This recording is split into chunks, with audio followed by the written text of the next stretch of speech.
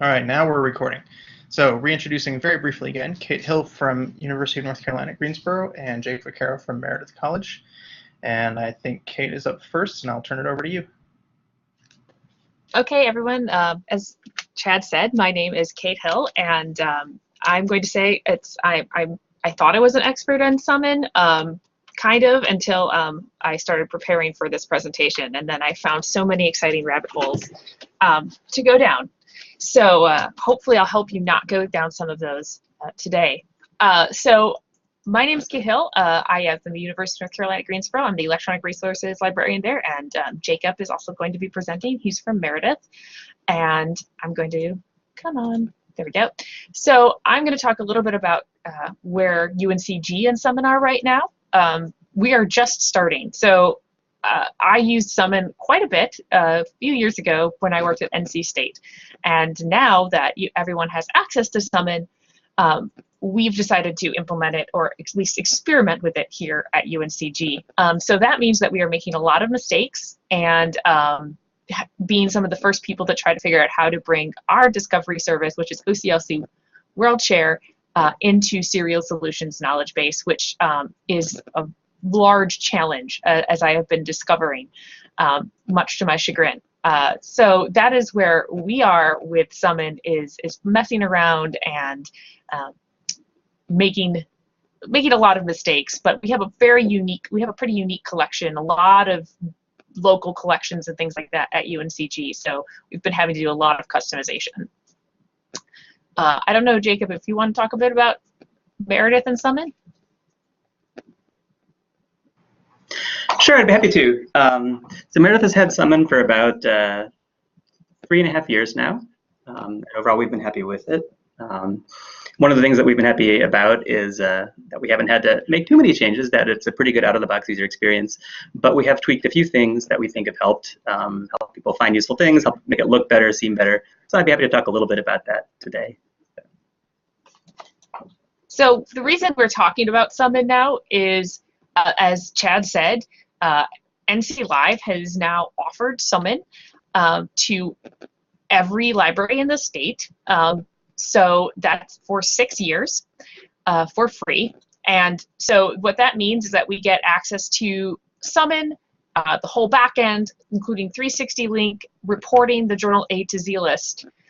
We do not get access to the APIs that Summon has included, so we will not be touching on that. Neither Jacob or I will not be talking about 360 link either.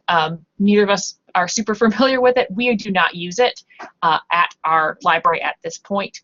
So if people have questions about 360 link, we would love to take them and find other people who would be able to help you a lot more than we would, and get you answers that way. I am going to be talking about, yes, I will not cover those things. I'm going to be talking about the boring part, which is how to add collections and back selecting titles and knowledge bases. This is boring, but this is super important if you want to make the collection and the knowledge base your own and accurately reflect what you have. There was a bit about this in the trainings, but they didn't really go into very much detail. They kind of were like, you can do a thing, but as I've discovered trying to do it myself, those trainings didn't cover all of the things you need to know. And then Jacob is going to be doing the fun part, which is how to customize, how Meredith has customized the search interface and patron experience without much programming, or no programming basically, and show you kind of how to find the important parts of the administrative interface, because it is very overwhelming. So that is it for me there. So I'm going to go and dive right into it. If I can pull up my, there we go. Oh, right, I hadn't logged in yet.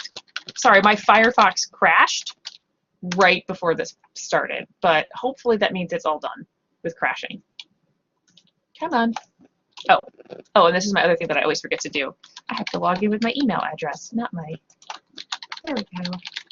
So the first thing I want to talk to you all about today is something that's super common, which is having to select a lot of titles, but not all titles. And there's a few, so I'm using as an example today the Oxford Journal 2018 A to Z collection.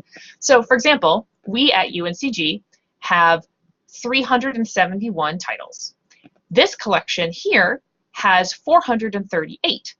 We do not subscribe to everything here. Now you can do this manually using the interface. You can go to Edit Status, and you can actually, I'll actually quickly show when I'm in the database. If you'll see, I have 0 out of 438 titles selected. That is because I have selected this. We only subscribe to some of the titles in this database. This is going to allow me to select individual titles. And as I said, I can go to Edit Status and manually go, I have access to this one, and this one, and this one, and check the box and save them. And that will, in fact, make them subscribed. As you can see now, they say that they're subscribed. And then I can go in here, and if I need to fix anything, I can go to Edit and change coverage dates, the URL, a custom URL, add notes, things like that. But that's all really long. That's going to take you, if you have 375 titles like we do, that's going to be pretty arduous.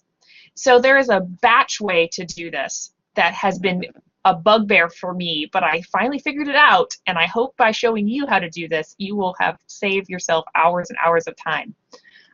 So the way to do this, you need your publisher title list. For example, here's my currently subscribed Oxford titles. Very exciting. These come to us in a KBART format, which is the standardized knowledge base format that our database uses. Serial Solutions can't be nice and can't use the standard format. They instead use their own format. And you have to be able, when you hit this little download button, it will download a text to your page, to your Excel, sorry, to your desktop, and then you have to bring it in, and you have to do some fun things with it. So I'm going to show you those fun things. You can go to this, I'm going to try to bring in data from text. I'm bringing it in from this. This is important to note. Don't forget what this title is, because it has to be named the exact same way in order for it to upload correctly. Even though when I import this, it's going to not get rid of that name into the Excel sheet. The other important thing to notice here is that you cannot mark my data has headers. Serial Solutions doesn't recognize headers. It's very strange. If you tell the data that you have headers, it will error out. This took me way too long to figure out, and no one, it does not say this anywhere on the documentation that that is how it's supposed to be. So I'm going to pull this in. I'm going to not check that. It's got a bunch of stuff that I am going to ignore. And the one thing you need to do is you need to make sure that, this is the thing that they do tell you, all ISSNs and all dates need to be brought in, and you need to do this whenever you're working with Summon at all, and any kind of imports need to be brought in as a text field. If you bring them in as a general field, it will not be able to read them. So that's really, really important. It will screw you up completely if you don't do that. So I've brought these, and this is because Summon requires zeros in front of its dates, months and days if there's a zero. If you import this as a date or general, Excel will automatically get rid of those zeros. I'm going to get rid of all of this garbage. So this is what it looks like when I come in. There are a few things that this is the thing from Summon. As you can see, if you compare it to my currently subscribed Oxford titles, it looks a bit different. Much different names and things like that.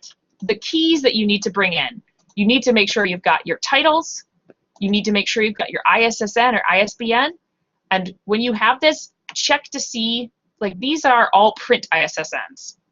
here. You can't, it's going to match on ISSN, so you really want to have your ISSN or ISBN. You've got your type, your journal type, and you've got your status. As you notice, these are all saying not tracked. We want to have all of the things that we want tracked as subscribed.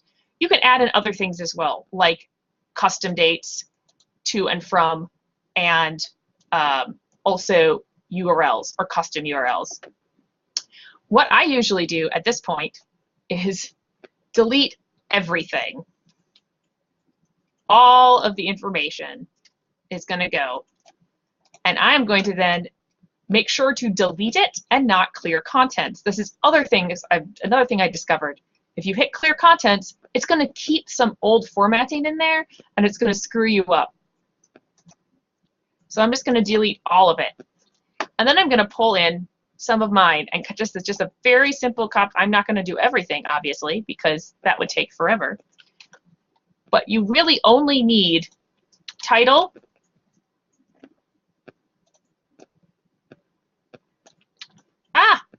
sorry, I am copy pasting and I did a copy paste error. This, now notice, this one, I'm going to get rid of these, sorry. The joy of live, of me screwing up. This one doesn't have this is a print. This doesn't have an ISBN or ISSN because, wait, sorry. I'm sorry, everyone. I've got to redo this. This got mixed up. That's my fault. Again, copy paste errors. It didn't start early enough. There we go. So this one, if you notice, doesn't have a print ISSN. I'm going to grab the online ISSN that I also have because some of these journals are not print. Then for type, these are all journals. This is very exciting, I know. And status, we're going to hit subscribe. So you could do this for all 375 titles that you've got. I'm not going to add any of this stuff in now, but you can. And then I'm going to save as, and I'm going to make sure, as I said, that I want to save it as a text file. I've got to save it as a tab delimited text file, otherwise it's going to be very confused. And I need to save it as that exact same title. Or otherwise, yes, I know it already exists and I want to replace it. That's supposedly all there is to it. It doesn't seem that hard. We're going to see if this actually works. You guys are going to get my exciting live trying to see if this works. Oh, sorry, one last thing. One thing you really also want to check is it will error out if it sees any duplicates in ISBN or ISSN. So you want to be really careful to remove duplicates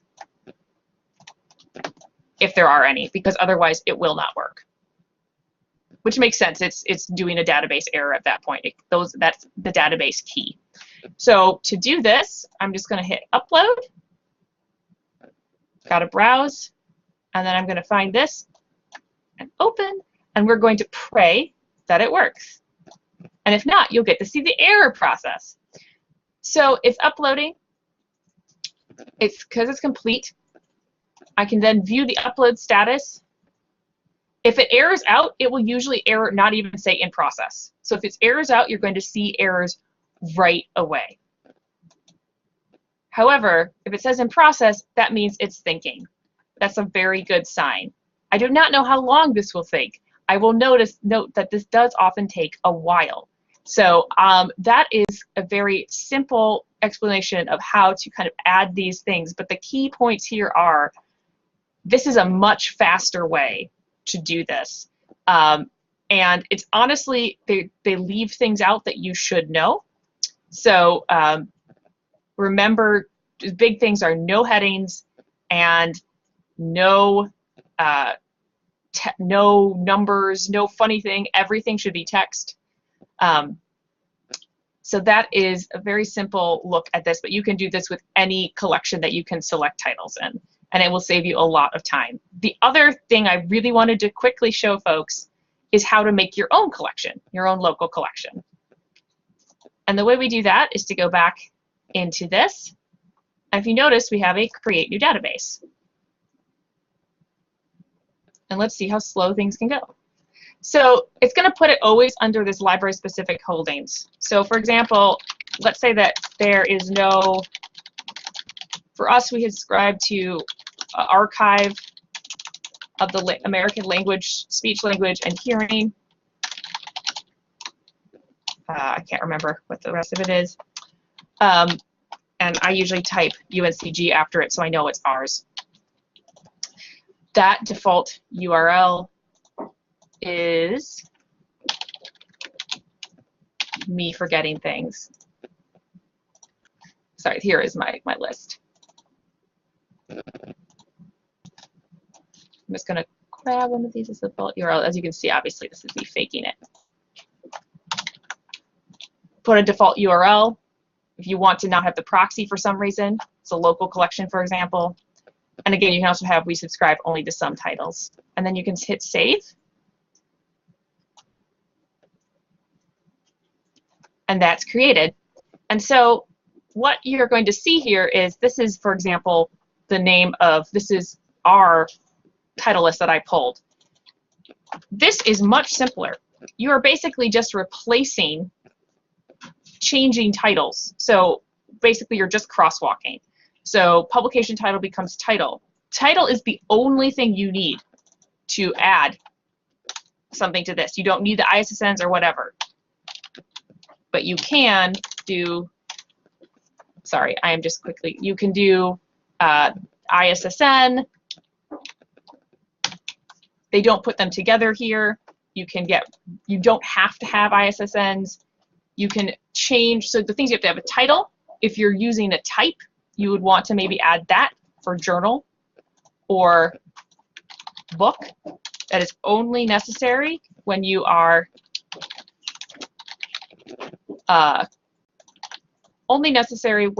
using it to keep track of ebooks.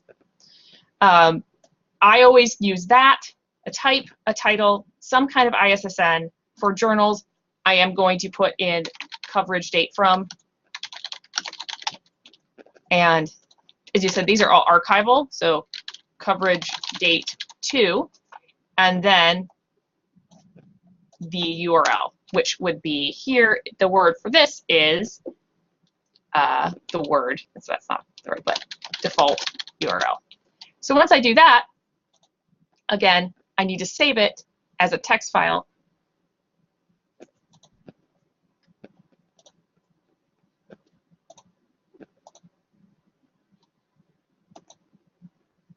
Oh, oops. Yes, there we go. And that should be it. And then I should just be able to upload the titles. You again can manually add titles one by one, but again, that is not recommended. And that should be uploading. And so as you can see, again, in process. And I'm going to just quickly check back on my Oxford to see if it actually worked. And if not,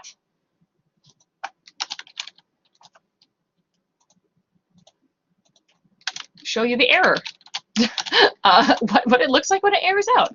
Oxford Journals 2018. So I'm basically showing this because a lot of us might be just using NCLA's holdings, but we can do a lot more with OCLC. If you can tell, I've been using OCLC a lot with Summon and really make it much more of our own. Oh, great. That's cool. Thanks, Summon. So I guess I am going to stop it there since apparently my Summon instance has decided that it really, really hates me. Oh, there we go. Oh no, why did that not work? See? Sometimes it doesn't work, or it might still be in process. Yep, okay, so it's still in process. But I have done it before, and I can promise you it will. Those all will show up. And maybe by the end, we can check back, Jacob, and show the magic in happens. That is it for me. And I am now going to, Chad, do you need me to switch the presenter to Jake, or can you do that? I believe you're both presenters, so Jake, you should just be able we to are both broadcast your presenters. screen and be good to go. All yours, Jake. Okay, thanks, Kate. So I'm going to attempt to share my screen here. I'm going to attempt to unshare my screen. If I can do that. Oh, no, I can't.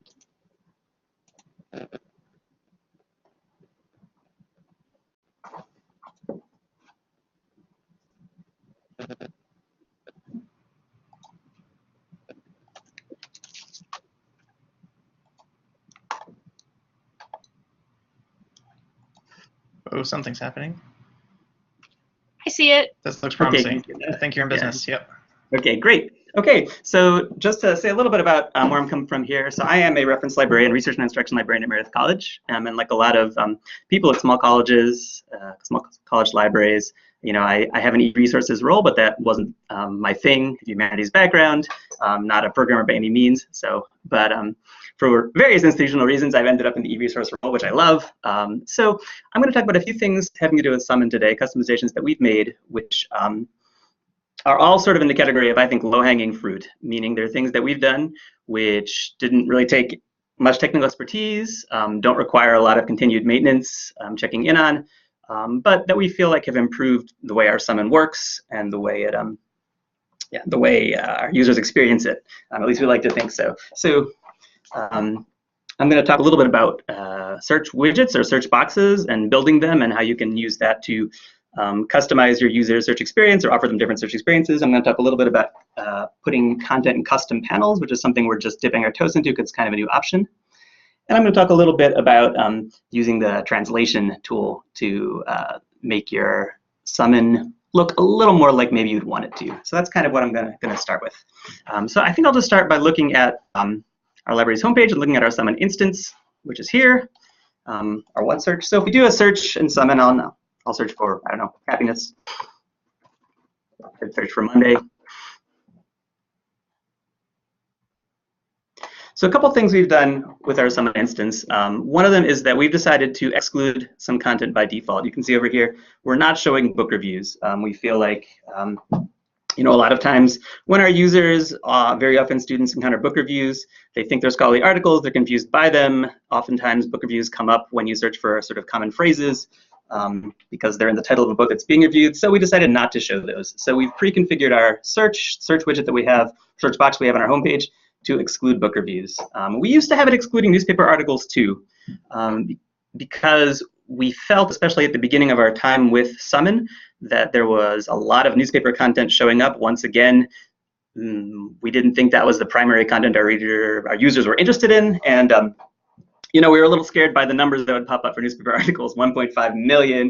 But we started looking a little harder at this last year. I met with a colleague and looked at their Summon instance. They weren't excluding newspapers. It seemed like our searches weren't bringing up too much newspaper content unless we wanted them to. So we sort of, on a test basis, let them back in because sometimes it was kind of annoying to tell people, let the newspapers back in if you have to do it. So we've let them back in, and I can say that we, you know, although there's 1.5 million, they don't tend to show up a lot in your searches. We've also turned off the option to have newspaper results show up in the middle in a roll-up.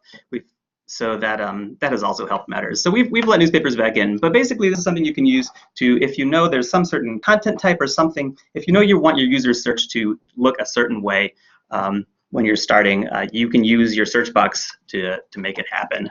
So yeah, and right now basically what we're doing with that is keeping the book reviews out. So another thing you can do with the search widgets is you can create sort of scope searches. They're searches that really are just aimed at a certain kind of content. And there's a lot of possibilities with this. We haven't really explored them that much, but one thing we like about Summon a lot is the access it gives to e-reference content. We like that it gives article level access to Credo, to Gale, things like that. So we're using it as one of our points of entry for reference sources. So one thing that we've done is we've created a search box that's limited to reference sources. So if I search for happiness here,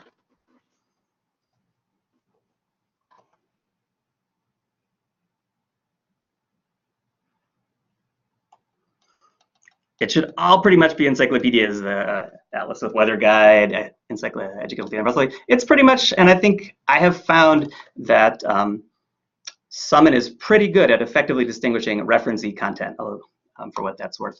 One quick note about that, actually, while I'm on it, one thing that we did decide when we were starting to implement Summon was what pops up over here in what they call the Topic Explorer, which is when you do a search, which links up with content in reference sources that you subscribe to, it will try and show them up here in a little panel. And it does them in a priority order. It'll show Credo first, then I think Britannica, then Gale, things like that.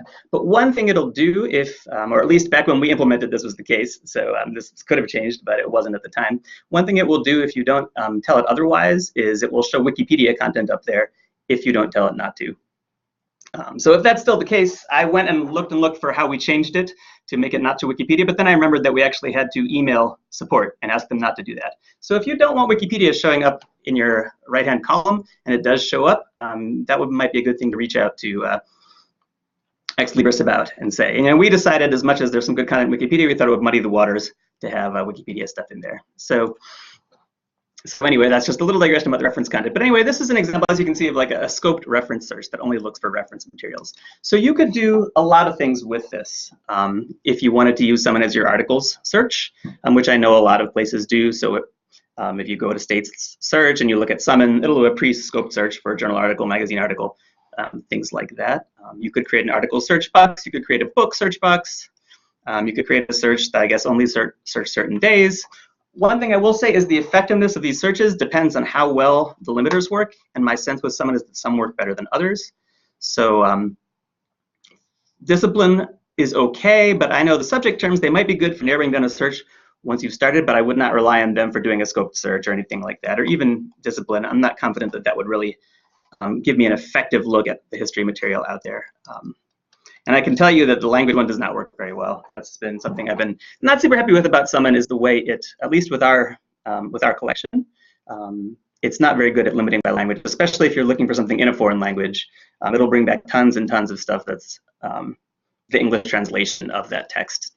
So I wouldn't necessarily use it to search for if someone says I'm looking for a book in Spanish or a book in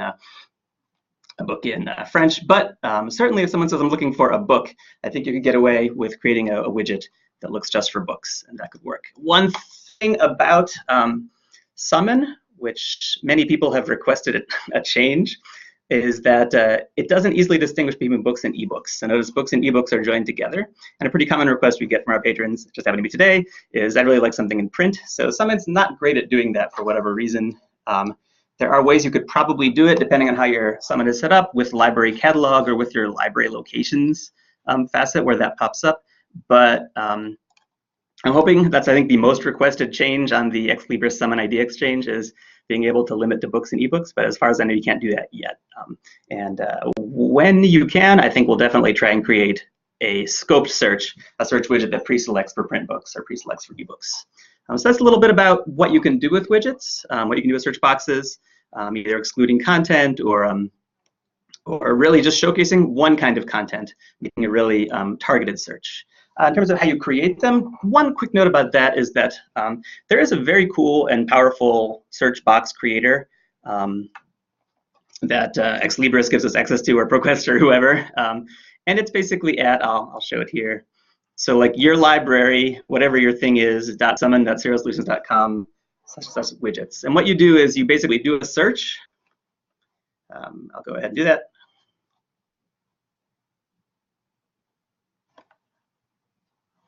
And then you select what you want it to look like. So let's say, hey, I just want this to be a newspaper article search.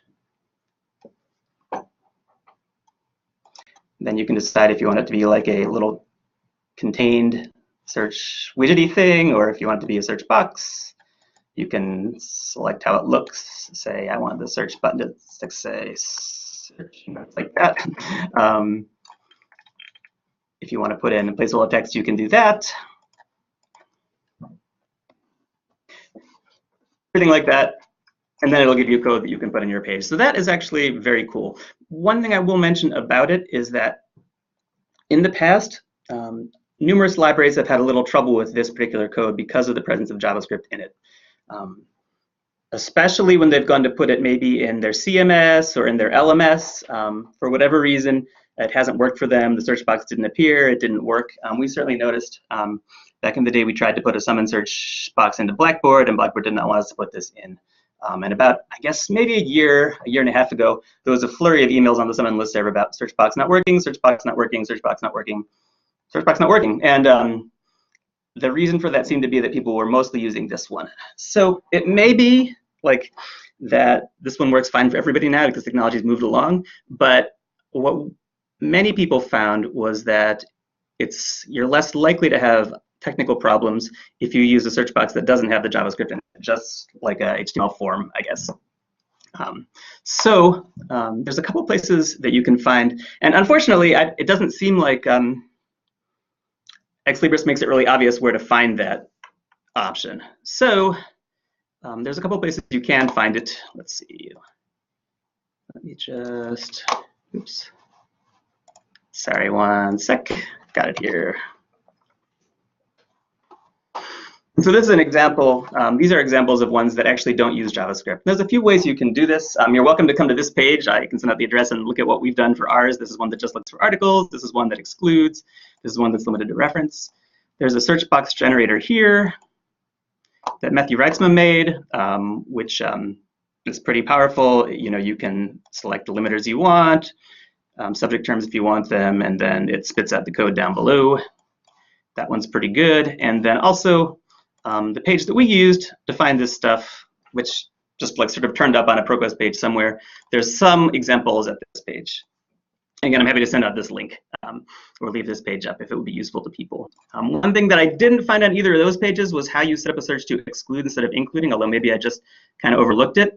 But it turns out that if you have the code for including something and then you put .t after the thing you're including, that excludes it instead. So you can basically use this to keep things in or keep things out. And like I said, if this one works for you, that's great. And it's possible that it would work for us, but we got a little sort of I don't know, gun shy about it, and we ended up going with the JavaScript, the no JavaScript one on our pages as well, and we haven't felt really compelled to change that, so that's just an option. So that's a little bit about search widgets, some things you can do with them, and where you can find some information on how to make them. So another thing I'd like to talk about, and for this I'm gonna hop into the Summon admin, which is down here, and let's see if I'm still logged in.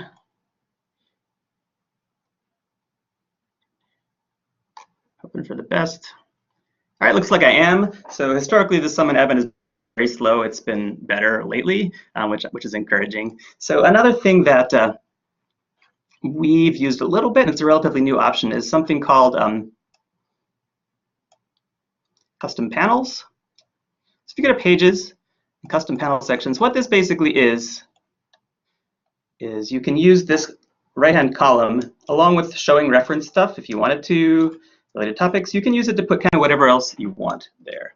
And we don't do a ton with it, but one thing we have decided to do is put our sort of present-sensitive chat graphic there, because as it stands right now, the chat options in Summon are not awesome. There's this little box here which is has a mouse over tooltip and I guess a pretty clear icon, but still I like to have text. It's not very apparent, and you can't tell from it whether the chat is on or off, so you can't tell whether someone's there or not.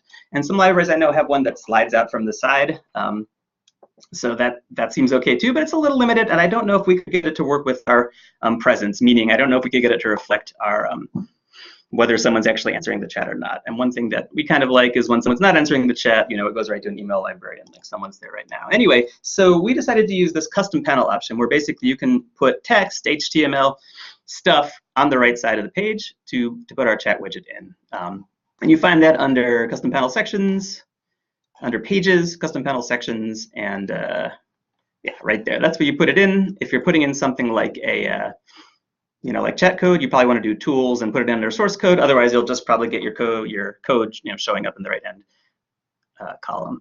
One thing I do want to say really quick about the Summon admin, which is a good thing, is that unlike Summon holdings updates, where when you change what you have, it shows up in Summon a couple days later, and unlike things that you change in the 360 admin for 360 link in your A to Z, which require till the next day, changes that you make in the Summon admin show up really quickly.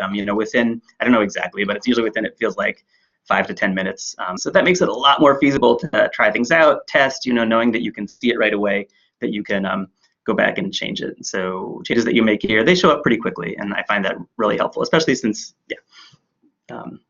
there is also a Summon preview environment where you can try things out in sort of a sandbox. The last time I checked, they only made that available like when a new release was imminent. So I don't know if that's still the case, but I emailed them to say, hey, where'd the sandbox go? And they said, oh, it's not around anymore. So, but you don't need it quite as much because you really can make these changes pretty quickly, knowing that you'll see them right away, and then you can then revert them right away if you have to do that. So that's something to think about. One thing about the Summon admin, just to sort of go back to the main one, it is, as Kate said, kind of overwhelming. There's just tons and tons and tons of stuff here. It can be a little confusing, but we found that the stuff that you really need to use, you'll mostly find under General and under Search Results. So you can decide, for example, do you want autocomplete of people's, do they want searches to be suggested as they're entering them in? Actually, you can't do that with the non-JavaScript search box. That's one thing you lose without JavaScript, is you can't get the query suggestions. When we tried this out, and again, this was a few years ago, most of our librarians thought they were kind of annoying and not incredibly helpful, so we turned them off, but maybe they've gotten better since then. We haven't actually gone back to check to see if things have gotten better, as I'm sure y'all can understand. So you can definitely, customize a lot of things, so with what you do here. And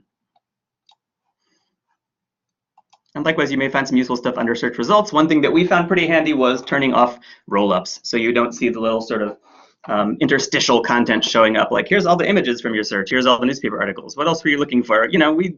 Our personal taste is we didn't really love that, so we just turned it off. So that's something we did. Okay, as far as pages go, custom panels, pretty helpful. One other tool I wanted to talk about, because it can be a little bit counterintuitive, the way it's labeled, and what it does is the translations tool. And you may have heard about this in your training, so if this is a repeat, I apologize. But translations tool is kind of a funny one because it's set up as a way to potentially, I guess, translate things to other languages, but it really is a way that you can customize your Summon text to some extent. It's basically, and this is a crazy list, but it's kind of like all the little text strings that exist in Summon somewhere. But what you can do, let me go back to our Summon.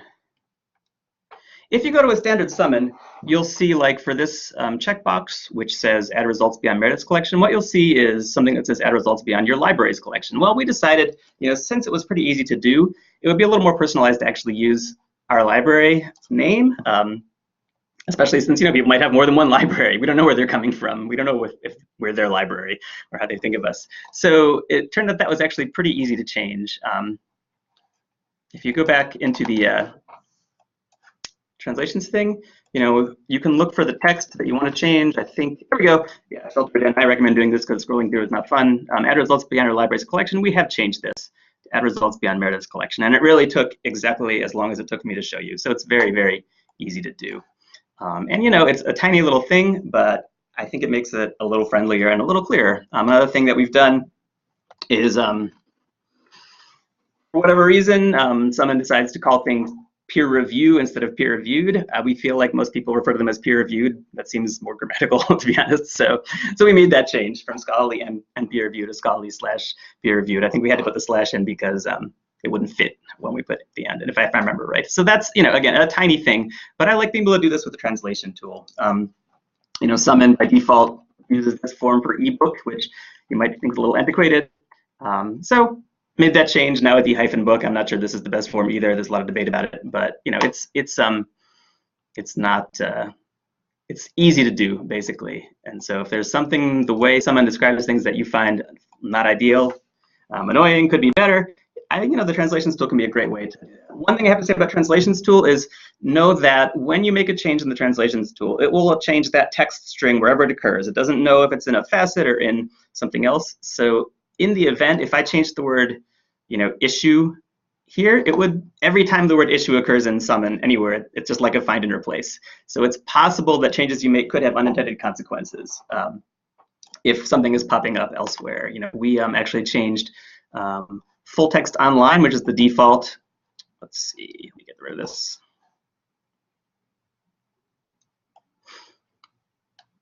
The default here is full text online. We changed that to find full text. For various reasons, we had some stuff showing up in there that was actually print. We wanted that to keep showing up. and full text online wasn't accurate, so we changed that to define full text. But usually there's a limiter up here called full text online, and that changed to define full text too.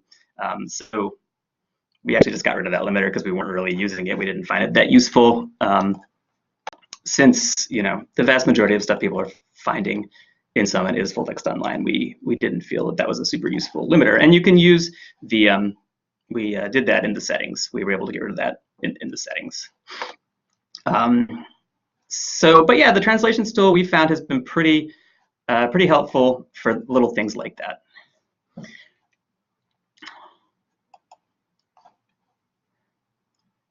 I think that's about it. Well, actually, one more thing about custom panels. Sorry. One thing, I think that we could do more than we do with the custom panels. Right now we're pretty happy to have the chat here. We feel like it has actually increased our chats somewhat. We don't get a ton of chats from someone anyway, but it seems like we get more since we put a slightly more obvious button in there. But there are other things you can do with them. So if you wanted to put any sort of promotional stuff, it's really very quick and easy to put something in there, or library hours, or a map, or things like that. And something some libraries are doing, which I've just sort of heard about and noticed, is they're using this box to link people to the same search in a different catalog. So let's try this. This is a Bowling Green State University. I just found this one kind of at random.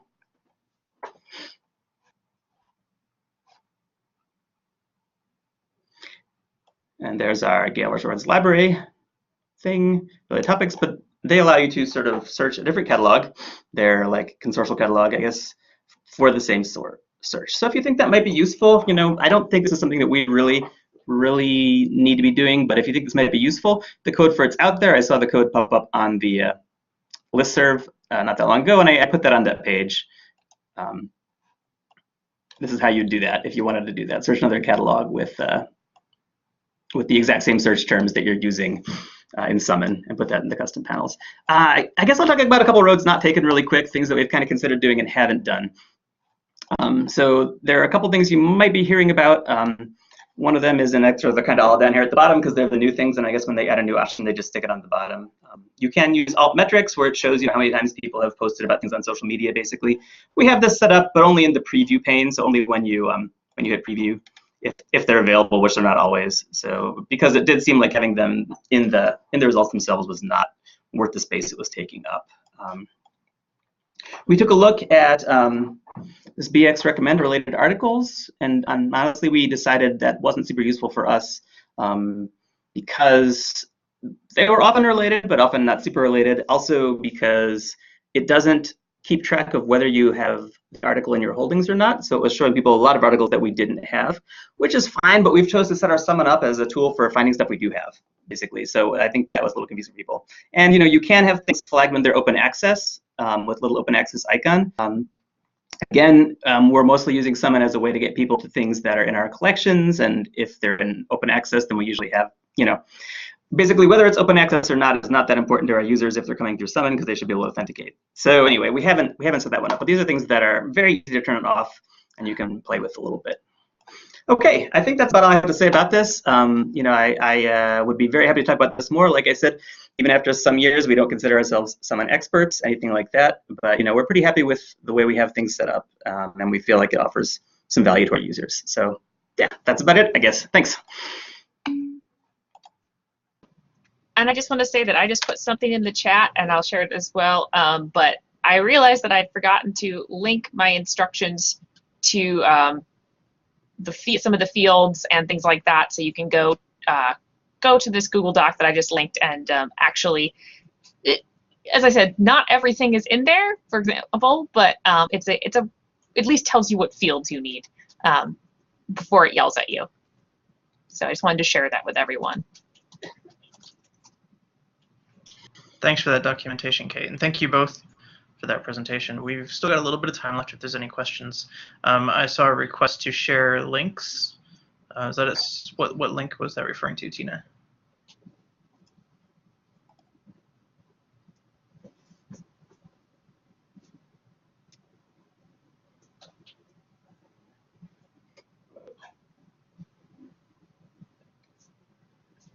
Well, I'm sure we will have the links that Jacob mentioned. Yep, I will put those in the chat right away. 1 sec. Thank you.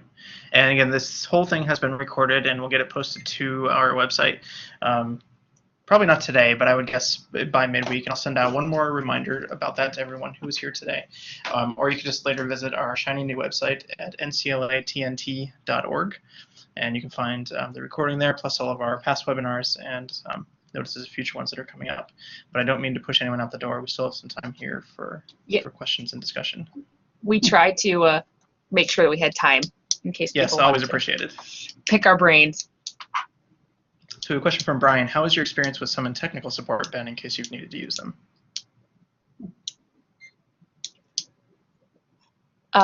This is Kate. My experience has been they've actually been pretty good at getting back to me.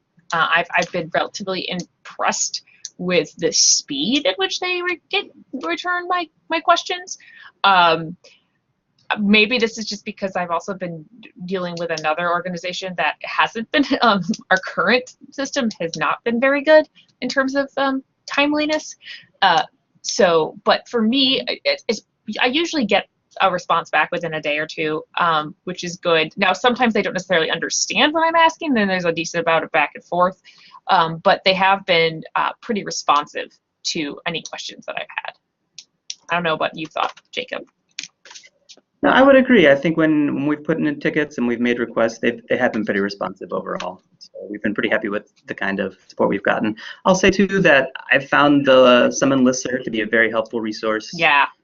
It's monitored by Ex Libris people. They do respond. Other libraries respond. There's a lot of common knowledge out there. You can find out about problems that you didn't know you had, or find answers to problems that you do have. So if you're going to be involved in any way with implementing or managing Summon, and I would definitely recommend subscribing to that listserv. It's a really a good resource, and it also serves. There's a lot of questions about 360 links that come along too. So in the 360 products, so you can find out a lot about how things are working that way. And I've been able to share some things, and I've definitely learned a lot of things from being on that listserv. So. And I'm going to just throw if people don't know how to do that, it's the Summon clients mailing list. And I'm just going to share the link. I think this is the right one. Yeah, about how to sign up for that mailing list. Yeah, we're Summon users here also at UNC, and that mailing list has been invaluable. It is a beautiful mailing list. And that's one of the things I do really like about Summon is the community that's grown up around it. Mm-hmm. I've just figured out on the collaborate chat how to get back to the chat and send out my link. So there's my link to the little page I have where I have a collection of links, and I won't take that down anytime soon. So you're welcome to come and check it out. It should be set up to access, and everything I put up should be on there.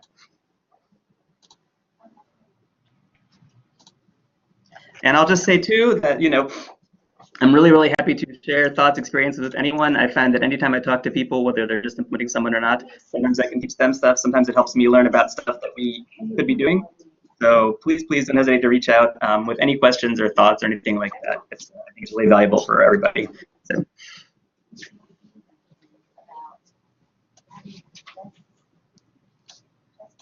Any other questions or points of discussion to bring up?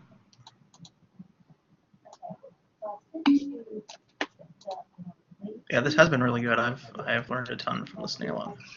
Yay! Please, as I said, please get in touch. Mine basically, like my last few weeks have been me like yelling at Summon a lot with the knowledge base and figuring things out. So I'll just put my email. I realize I don't have my email in here, so that's my email. Please feel free to email me. Comes mine. And stay tuned for Kate's next webinar, Cursing Under Your Breath at Summon. Yes, Cursing Under Your Breath at Summon. It was pretty much me this entire morning. Already, I think I'm pretty good with that. So. All right, well, if there's no other questions, no harm in ending a little bit early.